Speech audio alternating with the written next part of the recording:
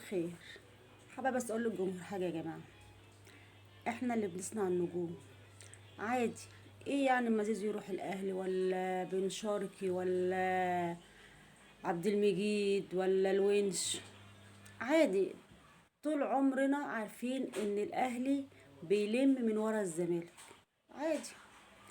احنا الفن، احنا المدرسة، احنا اللي بنصنع النجوم. فاللي عايز يمشي يمشي.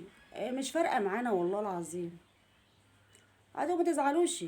لا تبكي على اللبن المسكوب، الجمهور ما يزعلش. هتزعلوا ليه؟ ونتقهر ليه؟ علشان خاطر ايه؟ اللي يشترينا نحط جزمته فوق دماغنا، واللي يحطنا كحل في عينه كده نغمض كده ونحافظ عليه. لكن اللي مش عايزنا بالسلامة. كل بيجري ورا فلوس بالسلامة. الزمالك وجمهوره هو اللي باقي.